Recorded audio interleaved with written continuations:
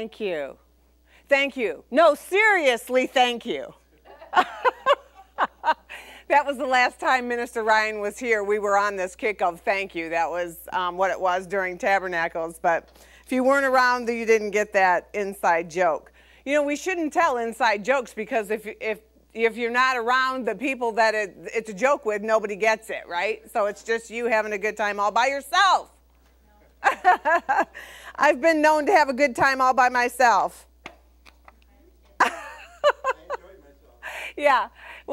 When Bishop and I first got married, we would come home from somewhere and I would say, you know, Bishop, I really enjoyed myself, you know? And he'd just look at me and he'd say, well, I enjoyed you too. You know, we never really realize what we say until someone mocks us or repeats it. And it's like, oh, yeah, I guess that does sound kind of bad. Yeah. Well, yes, I have a word from God. I think you're going to be encouraged.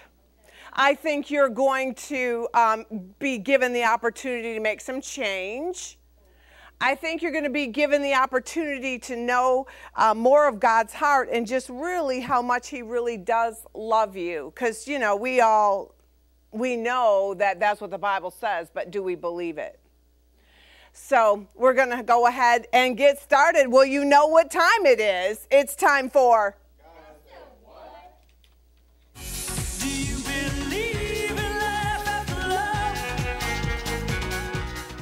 Do you believe in life after love?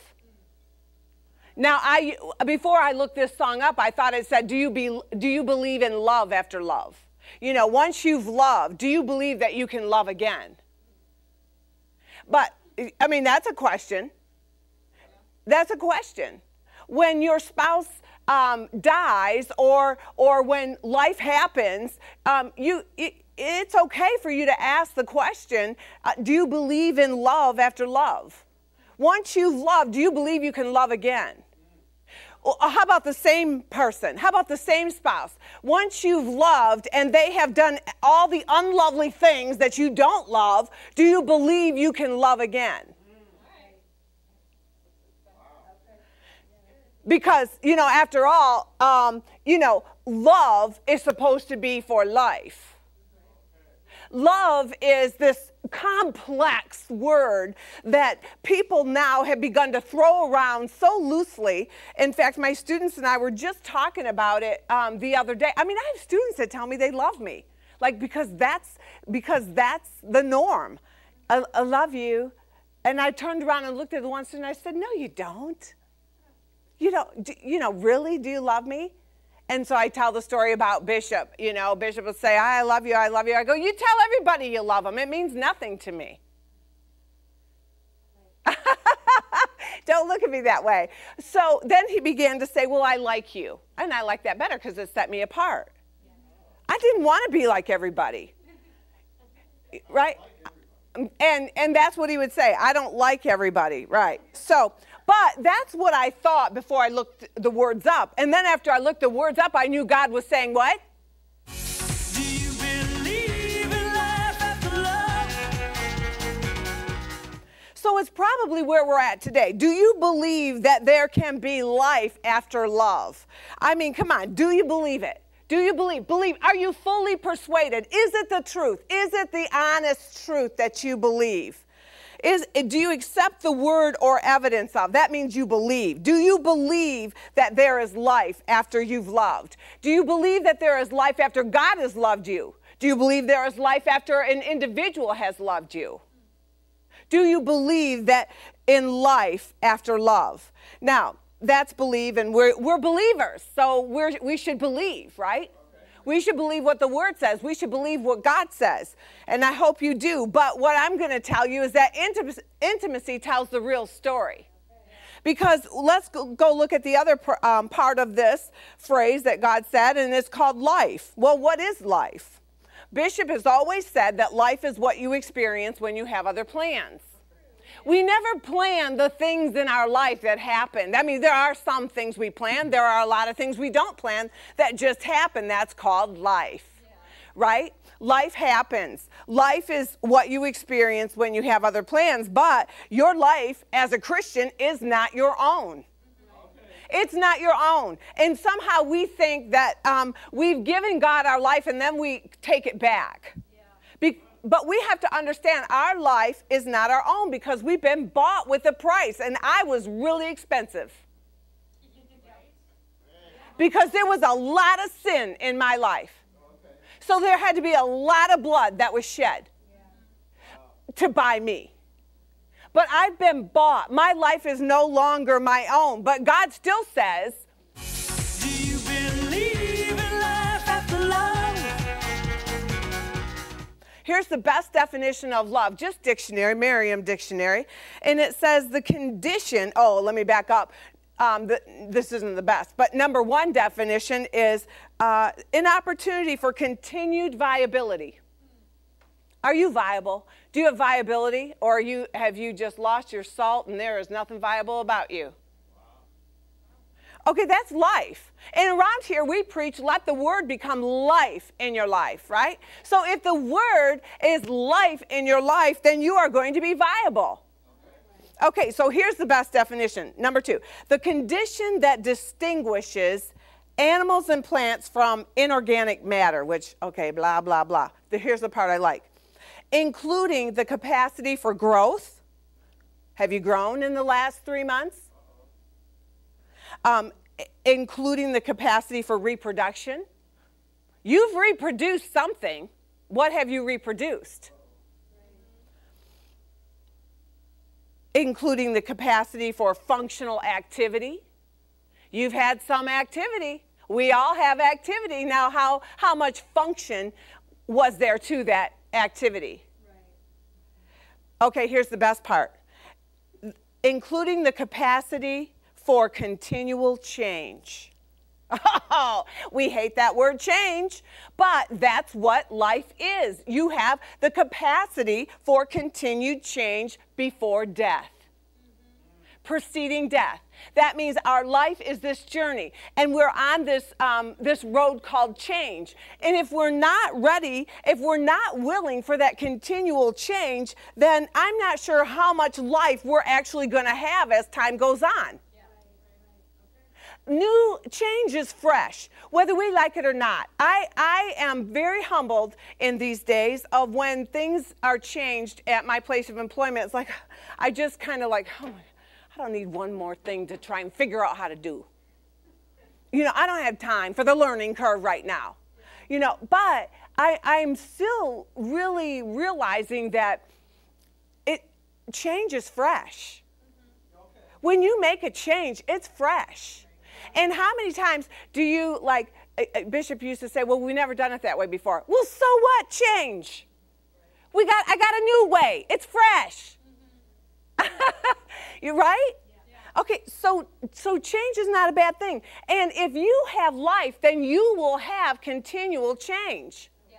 Now, Amanda Evans, her body is taking on some continual change. Because she's got a stomach that she's never had before. So she's going through some changes, some continual change, and will continue. She's going to have some growth in her life. She's had some reproduction in her life. Come on, even her physique is changing and will continue to change. And I don't care how many miles that she runs, it's not going to get rid of that change. Not until about 6 more months, if you know what I'm talking about. Okay, so that's life. But come on, let's go back to here. What did God say?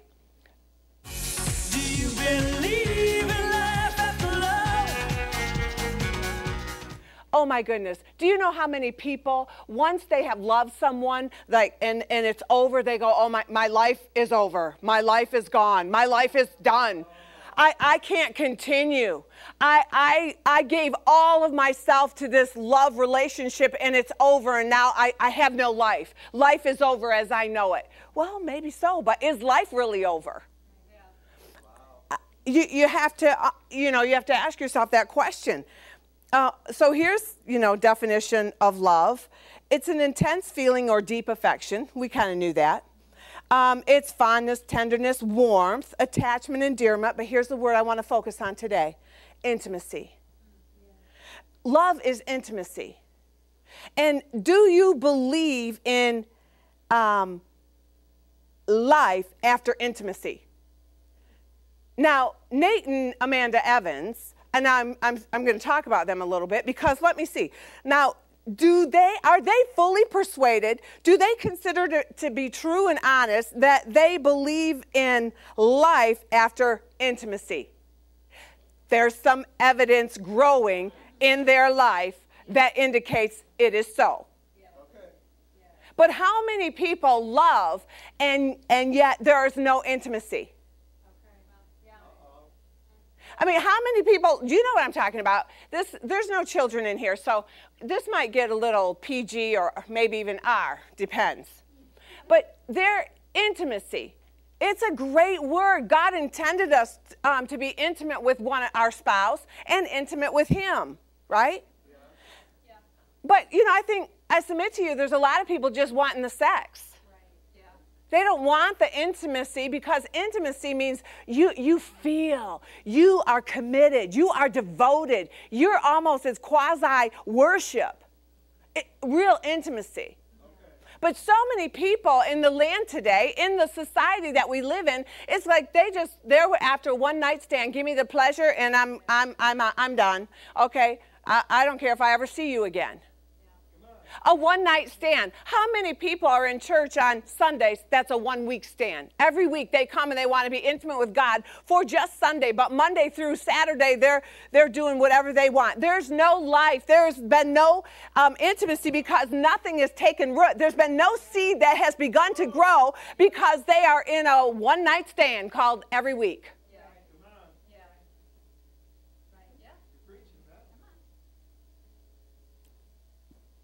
Now, Minister Riley and Amanda Riley, okay, I got to get the Amandas right. He's a minister. He was married. In fact, this is their anniversary. Oh, maybe I'm going to save their story until I talk about something else. Okay. But the point is, mark the day. Mark this day. We'll just see if there's life after their weekend of love. We'll just see if there's a little bit of change in Amanda Riley's physique in about 9 months. We'll just see if there was anything that took root. Not prophesying anything, okay?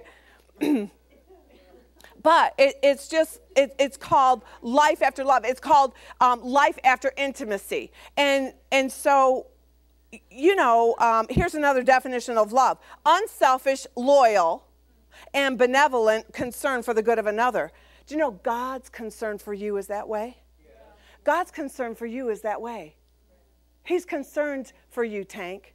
He has a love for you, like the concern of a son, the concern of a child, the concern.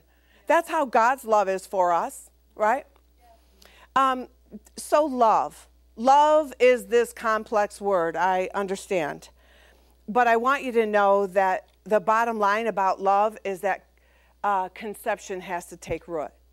Now, even if we love God, there should be some conception that takes place, right? That's intimacy. If we've been intimate with God, then there should be conception that has taken place, and there should be some life that follows that. We say around here, let the word become life in your life. I continue to believe, because I'm fully persuaded that there is life after love. There is life after being intimate with God. There's life. There's life. There's something that's growing, continually changing in my life because the word is inside of me producing. The word is inside of me growing. It's changing the way I look. Ann Schrahl said that I looked beautiful today. She hasn't seen me in years. I forgot exactly how she said it. Something like, she was like astonished, like, oh my gosh, you're so beautiful. I don't know if she thought I was ugly before, but the point is continual change. You know what she saw, I think, is more of God. Because there's been continual change because the word has taken root in my life and is producing. It's called let the word become life in your life, right? So, conception is what I want to talk about, because conception takes place from intimacy. And the focus today is intimacy tells the real story. So then what have you conceived? Because you've been intimate with something, someone, whatever, fill in the blank. You've been intimate, and there's been probably some conception that's taken place, but what does that look like? You see, conception is like Adam knew Eve and she conceived. Right? There was conception that took place when the Holy Ghost visited Mary and she conceived. And he had to tell, Joseph, hey, this is what's happening, Mary didn't believe, did she? Not at first, until she felt life inside of her. Until she saw life inside of her. I'm not sure she believes. Some of you need evidence. And I'm just here to ask you that I'm positive. First, I'm here to tell you that I'm sure that there is love that's taken place. I'm asking you what kind of love is in your life after that love. I'm asking you what kind of life. Did I say love? I meant life. I'm asking you what kind of life is in your life after that love, after that conception. Now, conception is the action of conceiving. Okay, no rocket science there. Not to be confused with concept. Concept is simply an idea. Okay, but we're talking conception. Different than a concept. I mean, it comes from the word, but conception means that you have conceived. Now, what's really interesting to me is when I tried to find this song that I heard, believe it or not, the name of Cher sings this song that we're listening to. The name of her tour was, you might know this, I didn't, Believe Tour, conceived by Cher. Isn't that interesting? I know you're like, well, big deal, what's that mean? What's she conceived? I don't know, but the point is, Believe Tour, I mean, this is the song. And she conceived that this was a Believe Tour. She believed something about this tour. I don't know, I'm not preaching her tour, but I'm just saying. It just stood out to me. Back to conception. Here it is. The capacity, the function, or the process of forming or understanding ideas. Now, God has continually loved us in this house. I hope you know that. He's continually loved us by giving us words of life, by telling us what's to come. He's continually loved us by providing supernaturally. He's continually loved us by giving us truth that makes us free. He's continually loved us for as long as I can remember. And yet I ask myself today, well, if he's loved us, and, God is love, and I've been intimate with him, then what kind of change is happening in my life? Okay. Because it's not me, it's God that says, do you believe in life after love? So if you believe in some life after you understand some ideas, after you form some ideas about what you've heard. So, number 4 definition is the originating of something in the mind. You see, conception in the form of, love, as far as his word is. Sometimes it's in your mind. It starts there, and then you decide if you are fully persuaded, if you believe, and if you don't believe, there's miscarriage. Bam, done, over. The seed's gone. Or if you don't understand, the enemy comes immediately to steal that which you do not understand. So the conception process in the form of what we're talking about really starts in the mind, and you have to decide that you believe. You have to decide. You have to believe. Sometimes we just have to decide to believe.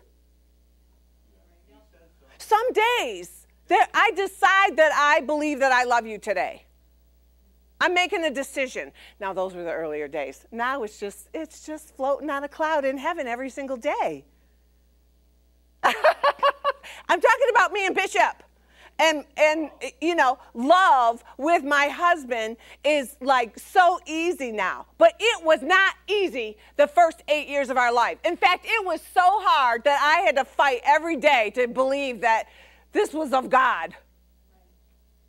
Okay, you guys, yeah. Anyway, the point is marriage is work, but it's glorious. Okay, and some of you have had a bigger advantage over Bishop and I. I mean, I was 30-something, and he was 40-something, and we already had lived life, and we were set in our ways. So try and throw two strong personalities together in a household, and we, hello. It's tough days. Until I died.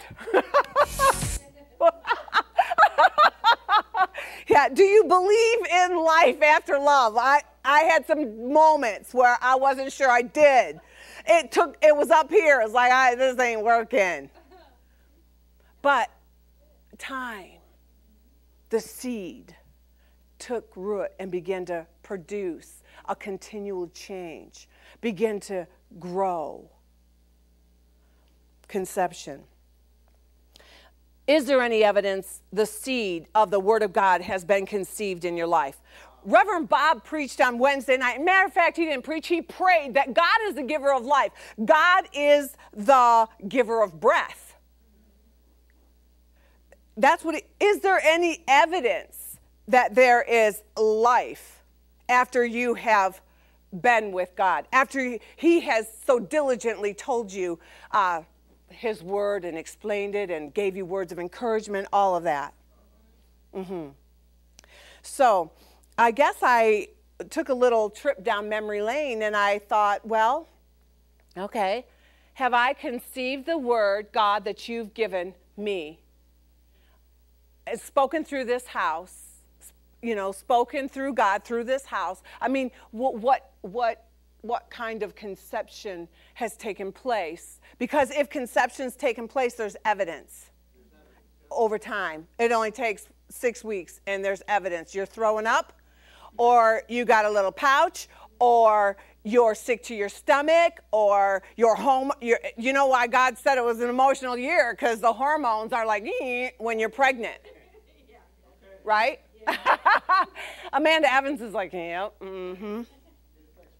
Yeah, it does affect men.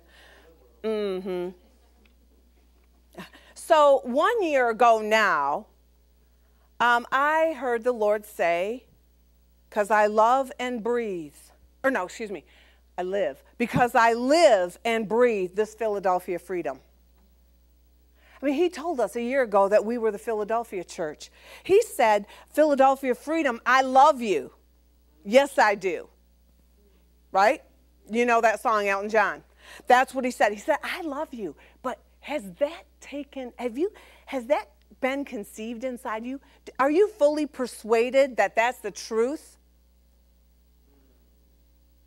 Have you accepted that word as truth in your life? Have you gotten intimate with that word?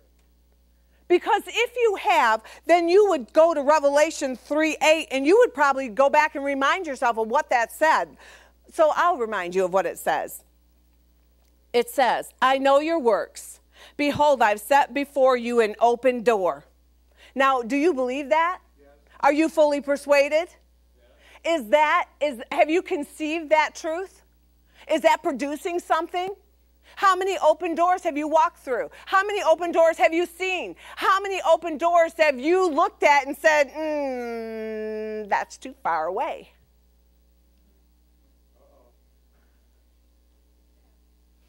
I have set before you an open door, and no man can shut it. Come on, no man can shut it.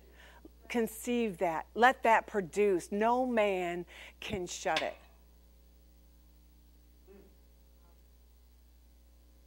We give men too much credit. We give the devil too much credit. Because right here, he says, he's opened a door and no man can shut it. For you have a little strength, but you've kept my word and you have not denied my name. This is what This is what God told you a year ago, to love you and to bring life to you. If you are intimate with that word, if you conceive something of that word. I'm skipping verse 9, but I'll go to 10. Because you have kept the word of my patience, I also will keep you from the hour of temptation. Now let me tell you, I don't know why you wouldn't conceive that word. Because temptation is approaching. But he already gave us the answer. He already said, what? What did he say? Do you believe in love? Or life? See, I still think. Do you believe in life after love? Yeah, well, I hope so. Because if you do, then you will believe that he will keep you from the hour of temptation. Now, that's not for everybody. That's not going to happen for everybody. Because it says he's keeping you from the hour of temptation, which shall come upon all the world to try them and dwell upon the earth. Oh, did I read that right? Which shall come upon all the world to try them that dwell upon the earth. In other words, it's coming on everybody else. We may have little strength, but, we got some good things working for us because God has loved us, and there should be some life in this because of that. Yeah. Verse 11, because I come quickly, hold that fast which thou hast, that no one may take your crown. Do you know what the devil's after? Your crown. Do you know what the world is after? Your crown. Who are you intimate with? Be careful. Samson was intimate with Delilah, and he lost his crown. You see, there are people that are put in your life specifically to take your crown. You got to know that. God says, I'm going to give you a crown. You've got a crown. You're the church of Philadelphia, but be careful who you're intimate with because they're after your crown. They can't let you look better than them. Come on, you're equalizers. You've given your whole life to learn the word.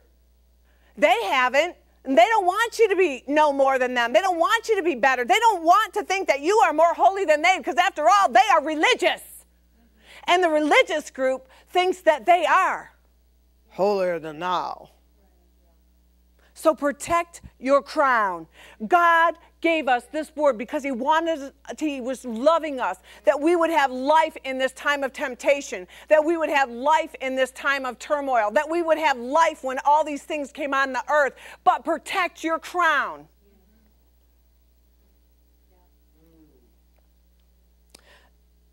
Verse 12, to him that overcometh. Is it a done deal? No. Can I tell you, nothing is a done deal in life except that God loves you. That's the only done deal. But people don't understand God's love. He chastens those he loves. But is there any life after he corrects you? I hear yes. Good. That good answer.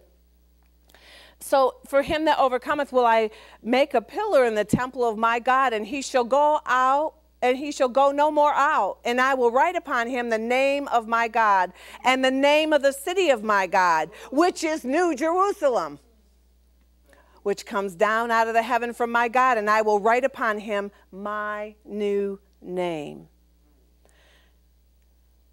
Okay, now the Bible goes on to say in verse 13, it one way, I'm going to say it this way. He that is fully persuaded, let him conceive what the Spirit saith unto this church. If you didn't conceive it, if there isn't evidence of that right now, then I'm asking you to conceive it right now. I'm asking you to be intimate with that word right now, that it would produce life in your life in the days ahead. I'm asking you to be fully persuaded and conceive that which the Spirit is telling this church. Are you listening? Okay, good. So that was a year ago. I used to make fun of Bishop because, just between him and me, but because he always knew how many sermons he preached a year, and he had this notebook, and he knew the title of what he preached where. And I used to think, I roll my eyes, you know. We'd be pulling up to a church, like not the day we're preaching, but a couple days before that, and he'd say, now, what did I preach here last time we were here? And I'd roll my eyes, you know, and flip open the notebook and tell him, you know, and I thought that was so, I didn't, you know, whatever. But now I look at it and go, oh my gosh, that's like so, there's so much wisdom in that. And then I was laughing at myself on yesterday because I was doing the same thing. Well, what did God say a year ago? Because, you know, if we conceived a year ago, that means there is somebody out walking around. There is something going on called an individual that you gave birth to. If you conceived a year ago. If you didn't, there's no condemnation. I'm giving you an opportunity to get intimate with that word right now and receive it, because you will need it. You will need it. Then, so then I skipped from December and I went, you know, right to, although maybe I shouldn't, because Mother's Day it was, you know, helpmate type thing. But then in July of this year, the Lord gave me a word that, you know, was kind of uncomfortable in a lot of ways, but he said, happy anniversary, baby, got you on my mind. Well, we all know what happens on your anniversary. We all know what's expected on your anniversary. We all know what provision is being made for on your anniversary. Now, that's why I say Minister Riley and Amanda are over there on the west side of the state, and they're celebrating their anniversary. So we all know what's going on over there. Happy anniversary, baby. Yeah, happy anniversary. Minister Riley and Amanda. Mm-hmm. God's got you on his mind. But see, that's what God told us, that we're on his mind. And that he wanted to be alone with us. Don't be taking people on your anniversary with you. You think you're going to have some good, you know, thanks, Pastor, for saving me on that. Yeah. You think you're going to have some really good quality intimacy? There's the word. Intimacy, huh? Do you? Well, I don't know if they can hear us.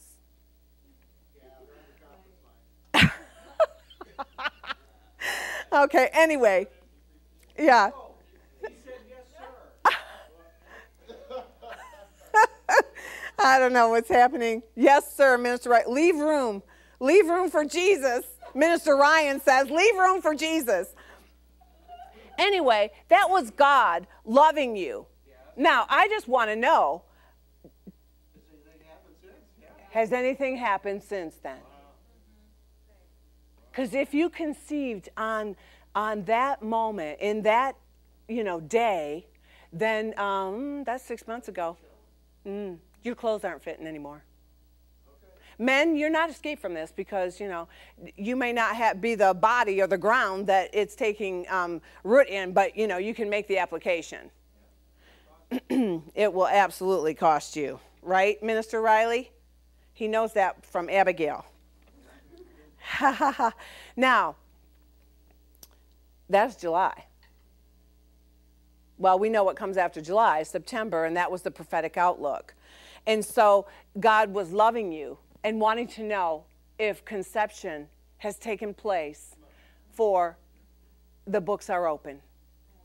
You're writing a new book. Have you conceived? If you haven't begun writing, then you haven't conceived from that word.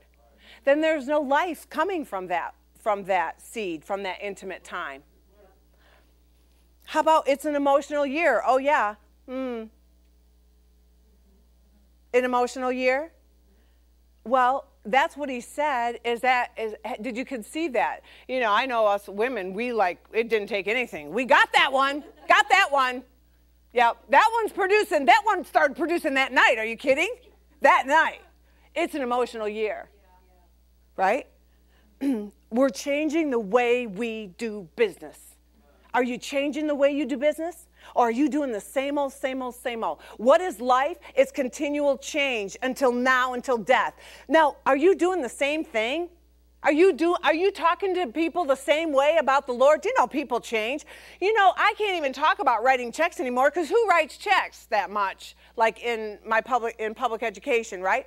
Like by the time those kids, get out, they already have debit cards. I have to change. It doesn't apply. It's not applicable anymore. We have to change. Are you hearing me? So, how are you doing business today? Did we conceive the word? Are we doing it differently? I hope so, because that's what God wanted us to do. He said it's a year of the menorah, and this is our season for the menorah. Okay, that was September. Then in October, did I miss one? Oh dear, I missed August, didn't I? July, August. Went right by August, but let's back up a month. So in August, he said, I'll send an SOS to the world. I'll send an SOS to the world. I hope that someone gets my message in a bottle. My message that I put in you. That's what I hope somebody gets. Because there's a bunch of bottles on the ocean, on the shore, can I say, not on the ocean, but on the shore. And it's like people are looking at the bottles going, which one am I going to pick up? Because there's only one that has the message of life. Did you conceive that? Or did you just forget all about it? And it was like, ooh, pleasurable for a moment.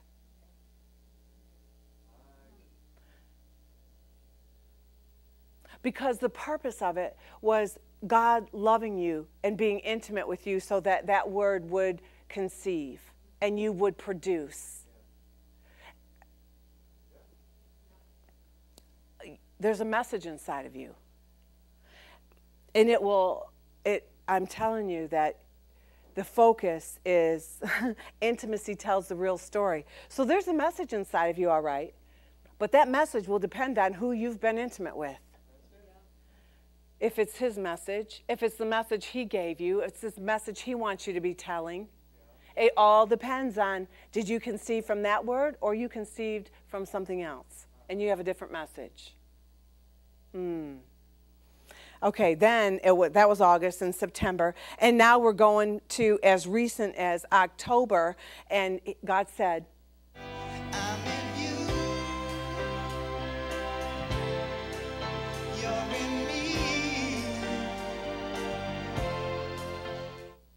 I'm in you. I mean, I think this is pretty intimate right here. This is God loving you. This is God saying that, asking you, do you believe in life after that love? Do you believe in life after that intimacy that I told you that I'm in you? I'm a part of you. You're in me. We're one.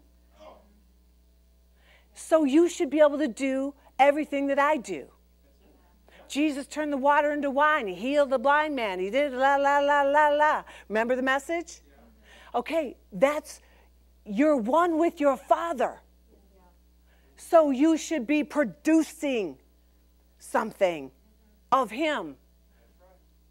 All you have to do is look at what you've produced and ask yourself, who's it look like? Does it look like that person or does it look like that person? Does it look like the world or does it look like the church? Does it look like, come on, fill in the blanks. Does it look like lust or does it look like love? Does it look, come on.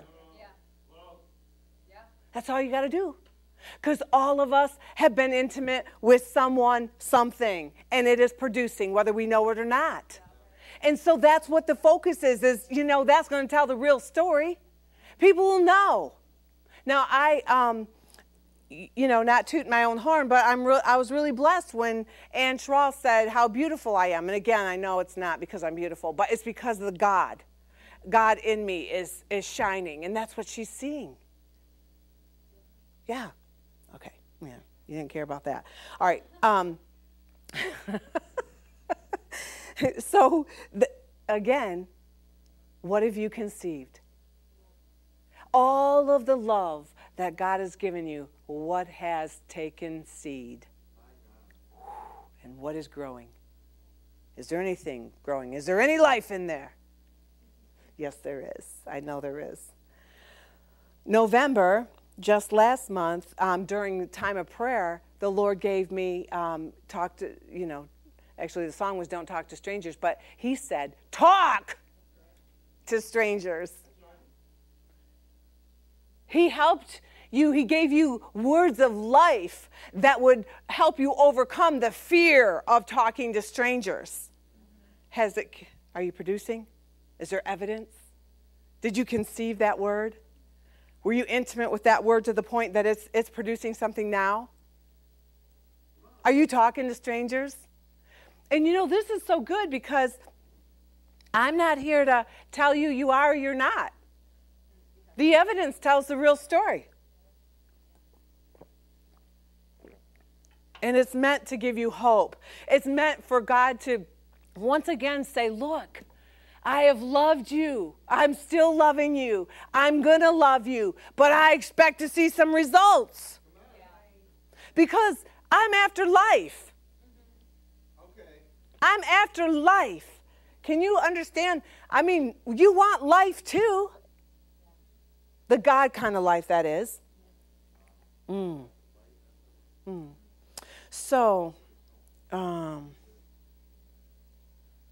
what do you love, I guess, is my question. What do you love? We all love something. What do you love? Because, that which you love is probably, that's where you're going to get life from. And that life is going to produce.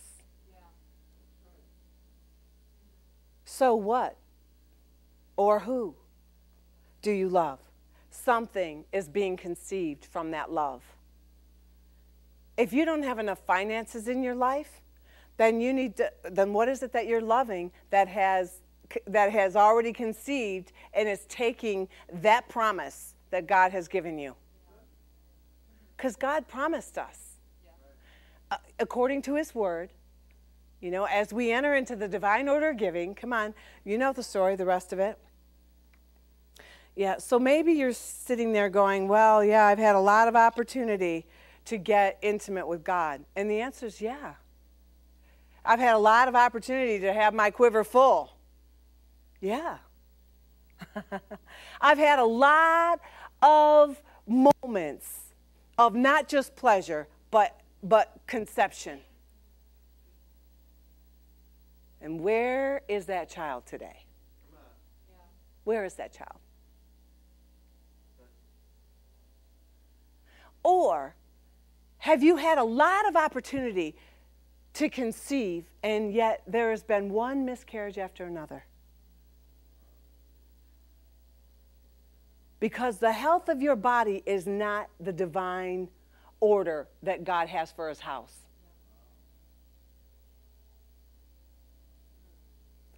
Evidence.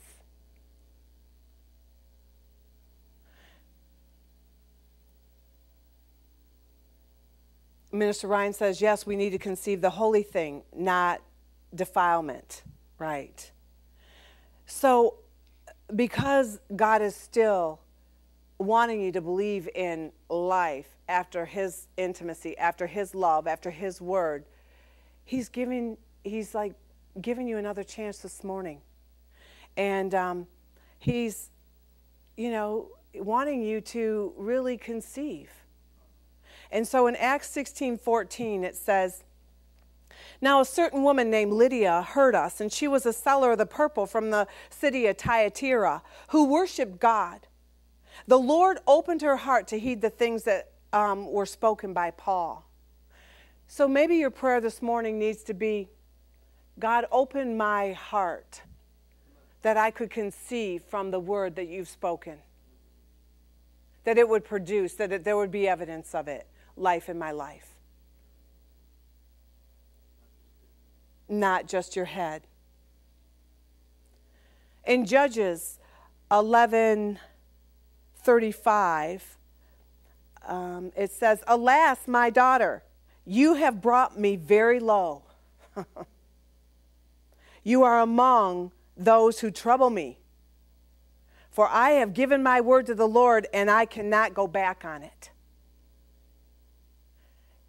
Now, if you've conceived his word, if there's been conception with the word that he's given this house, and you have given heed to it, then you have to know you can't go back on it. Now, what this portion of Scripture means is, but if you back up to verse 30, it says, Jephthah made a vow to the Lord and said, if you will indeed deliver the people of Ammon into my hands, then it will be that whatever comes out of the doors of my house to meet me, when I return in peace from the people of Ammon, shall surely be the Lord's, and I will offer it up as a burnt offering. Basically, what he's saying is, if you bring me the people, and I will kill them. But what he didn't know is that his daughter was part of those people.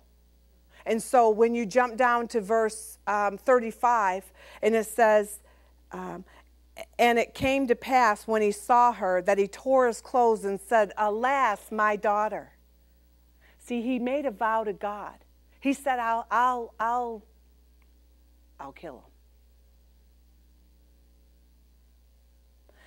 But you have brought me very low. Alas, my daughter, you have brought me very low. You are among those who trouble me. You're with that group that I vowed to God that I would kill.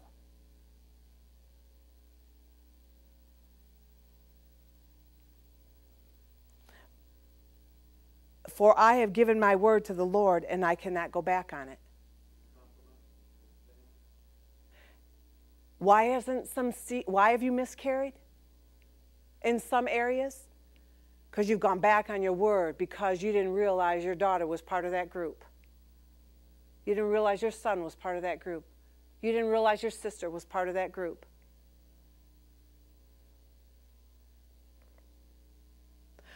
A vow is, God takes serious vows. Come on. Your marriage vows. You vowed something.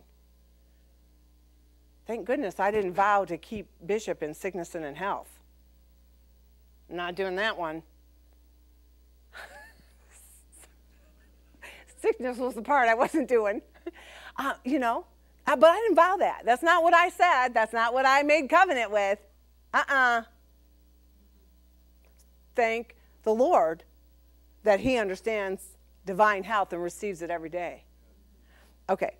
Not that I would kick him to the curb if he got sick. I'm not saying that, but you hear what I'm saying about vow. What did you say? Be careful what you say. What did you say? Because you cannot go back on it. And if you do, you die. Because that's what happened. When you entered into covenant and you broke that covenant, somebody had to die. Somebody died. Now I'm so thankful that Yeshua paid the price. Because if I made a vow and I went back on my word, I would die unless someone else who kept the covenant paid the price, died in my place. So what am I saying this morning? I felt like that story was very, very pertinent, because the good news is that God's heart is that he wants you to conceive today. The other side of the coin is you have to understand, why did you miscarry? What if there's no evidence of all those things going on that God was intimate with you, then why? So you don't do it again. Right? So that's why. Why? You said you received and conceived and it began to grow, but then you saw that, so-and-so is a part of that group. Oh, can't do that. Not going to do that.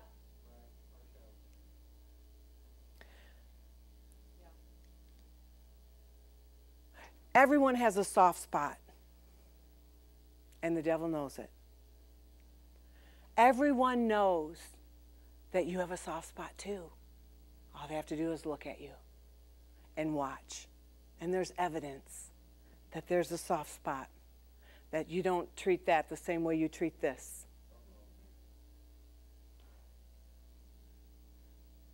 Now, Bishop told us some time ago that, we needed to get at evangelism. And you know what? What's the devil's main focus? Evangelism. What are you trying to do every day of your life? Evangelize. But it's the devil's main focus. But you have to overcome, and you can overcome. If you conceive the words of life which God has given us, you can overcome. If conception has taken place, then you can overcome. Don't let the devil steal your ministry. He doesn't care about you. He's after your ministry. He's after your crown. And your crown could be your ministry in some ways. So I have a little list for you that you can write down. I mean, if I was going to conceive, I'd probably write it down. But it's a list of 5 things that, what are you going to do? I'm going to tell you, the devil's after your ministry.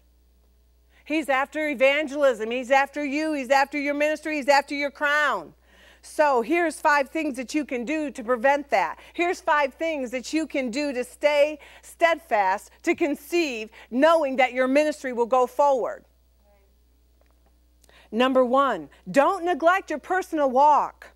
Hebrews 2:3. Don't neglect your personal walk. You have to have time to pray, to read your word, to assemble. Everyone needs to be ministered to. God ministers to all of us. The more we give out, the more we have room to receive from God. We cannot jeopardize, we cannot neglect our own spiritual walk in our own time. Well, Reverend Connie, I don't have time for everything. Well, what's taking your time? What have you been intimate with that's taking your time, that you love that pleasure so much you won't give it up to save yourself? Yeah. There you go. Number 2, neglect not your gift. 1 Timothy 4:14. Don't neglect your gift. Everyone has a gift. It's ministry helps is a gift. The fivefold ministry is a gift. On goes the list. It's a gift. Don't neglect it. The only way that the enemy can take your ministry is if you neglect your gift. Yeah. You have to protect your gift. Guard yourself. It is a gift. Number 3, take heed to yourself. In other words, that sounds pretty selfish, but it's not. It's called guard yourself, because someone's after your crown.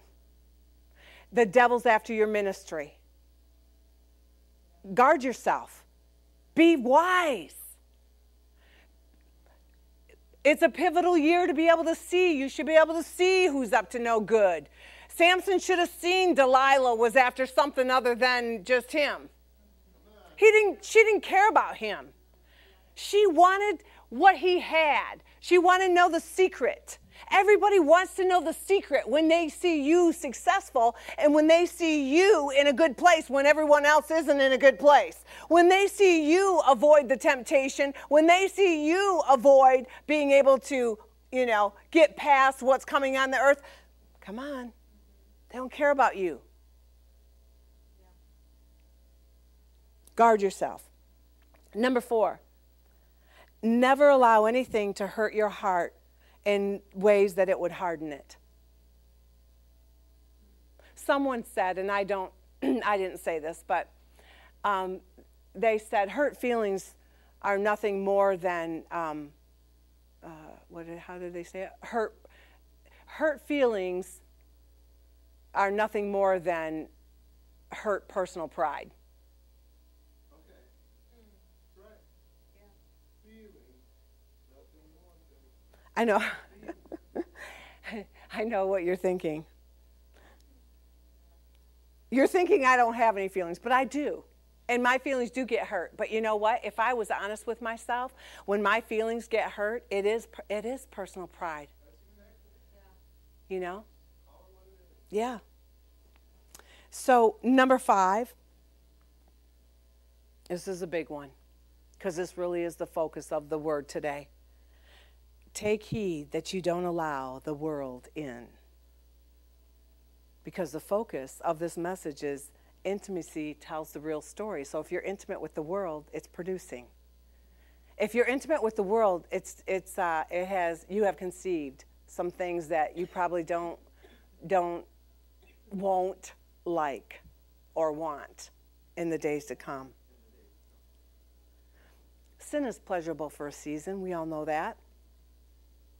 But take heed that you don't allow the world in. So 5 things that you can do to protect your ministry. 5 things that you can do to protect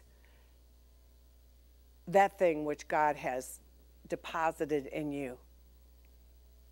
So I end today with asking you this same question that God asked in the beginning. Do you believe in life after love? Do you?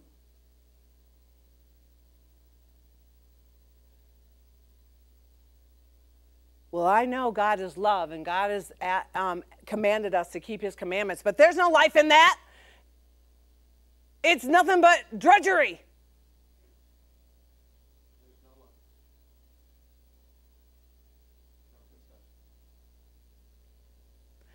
Then you really haven't understood, because that's conception, understanding. You haven't really understood why he wanted you to keep his commandments. God has reasons. He knows, obviously, he knows more than we know. So, I end with a question, will you conceive today?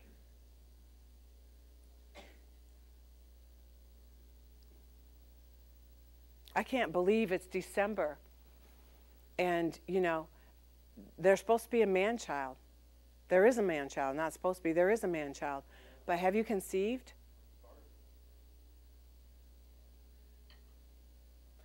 And so I'm going to end with opening the altar for you to conceive, for you to make a vow, for you to say, I have given my word to the Lord. I give my word to you, Lord, that I will conceive on this day. And you go back and conceive all those words that he's told you to love you.